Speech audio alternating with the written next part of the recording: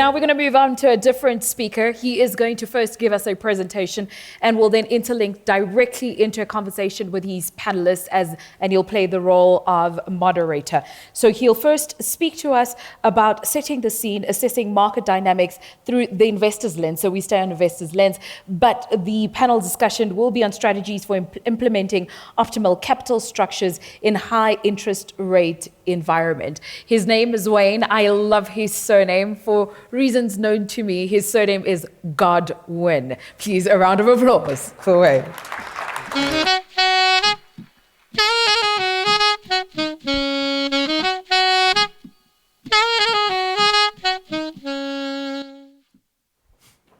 Thank you, and thank you. That's very, very kind. Good morning, everyone. It's great to be here. As you heard, my name's Wayne Godwin. I'm the co-CEO for JLL in Africa and also head up the hotels team within Africa. So really, it's a quick set the scene discussion for our panel. We're a bit short on time, so I'm going to move sort of fairly quickly overall. But really, just what are we seeing globally and regionally when it comes to hotel investment, right? So these are kind of four of the key themes. There's a lot more, but just to touch on these, I think the first one's probably the most important one, right? I think we're at this phase where there's these multiple stress points on one side of the equation, being higher cost of capital, higher construction costs, challenges for the real estate more broadly, not just hotels. And on the other side, you've got actually globally at least, a pretty good demand recovery. We're seeing arrivals returning to pre-pandemic levels, generally sort of pretty healthy. So kind of counterbalancing each other, and investors are really sort of sizing this equation going, what next? Now, we'll talk about obviously the interest rate climate and where we're going there, and obviously a positive. But I think that's kind of really sort of driving interest now, and we're seeing resurgence of urban markets where coming out of the pandemic, we saw a bit more focus on suburban, rural, and resort markets, and we're going to talk to that a bit more. Another trend, and we won't go into too much detail on this, but hotel brands also expanding verticals, going into other areas, particularly retail, and I think from an investor point of view, that's great because it opens up, it allows hospitality to be a vehicle to more than just the bed night. It's becoming a vehicle to a far more bigger kind of scope within real estate. Finally, of course, sustainable hotel investment, that is key. I mean, it goes without saying. Can't go into a lot of detail on this, but it's absolutely critical to any investment decision being made globally and also certainly locally. Let's talk about the numbers. I think on the whole, we're seeing investment volumes down, also deal numbers down. But I think the positive thing we've started to see now, certainly in the last quarter or so, is this resurgence of cross-border capital. That's pretty critical, especially for us in Africa, looking to attract that type of investment into Africa. And we're certainly seeing a lot more allocation to single assets.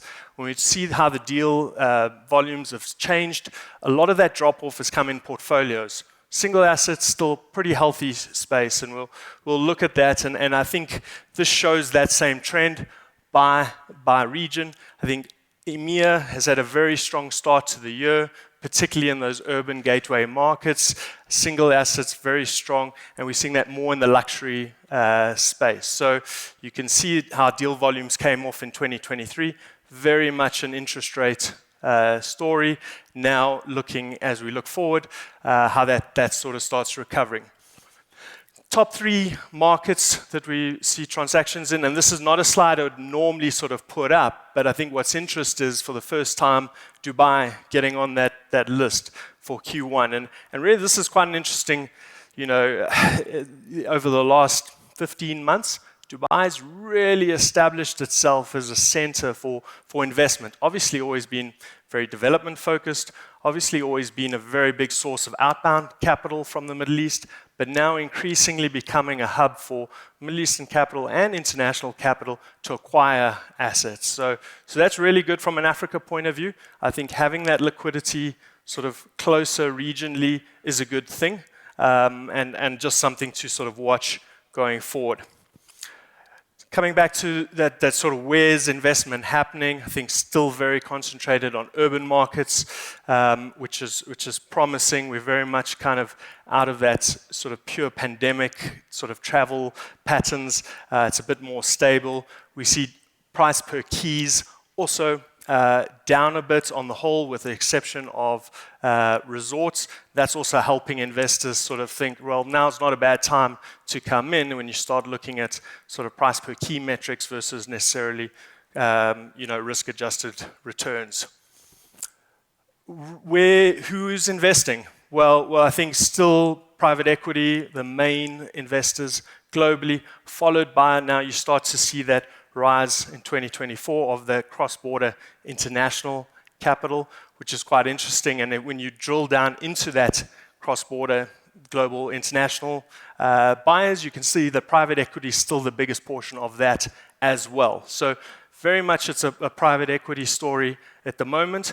But within this bracket, I think sovereign wealth's next category. But watch, I guess, high net worths and family offices starting to become more active.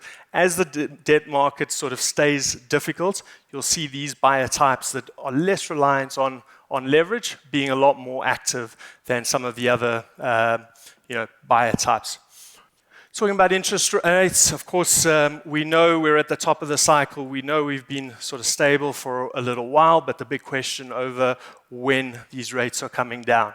And it's been a sort of moving target, but the bottom line is we know they will come down. The Fed has told us, the various, ECB are also, we're going to taper. It's a question of when and by how much. So investors certainly started pricing this in towards the end of last year, but increasingly it's, I guess, slowing down, realizing it might be sort of pushed out a bit. Net room rate absorption, operators very much shifting to rebranding opportunities versus absorption through purely development. So that's an interesting trend to certainly watch. Makes sense in terms of conversion costs.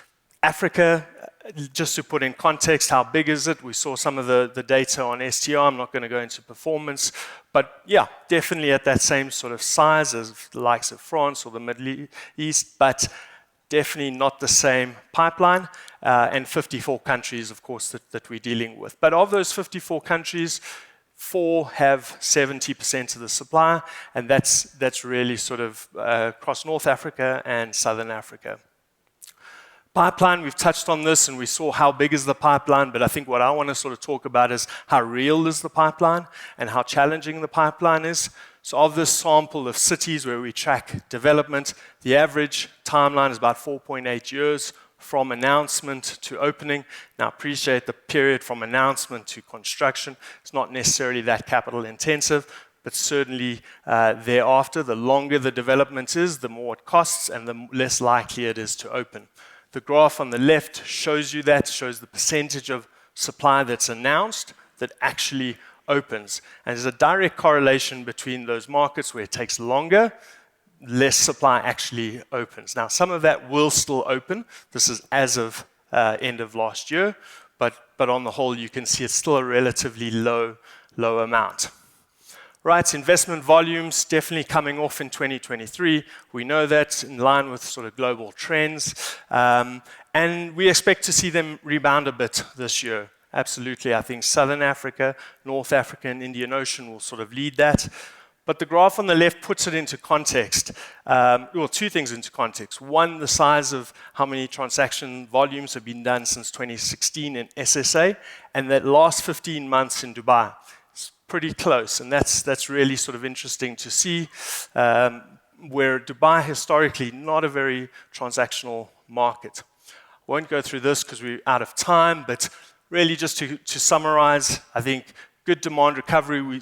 I think obviously on the STR, we're seeing that we back up to those sort of 2019 levels. But I think the big thing is supply is difficult to bring in new development, and that bodes well for performance. So regardless, even as whatever the view on demand is, provided it's positive, poor pipeline is definitely going to bode well for performance and recovery of the market.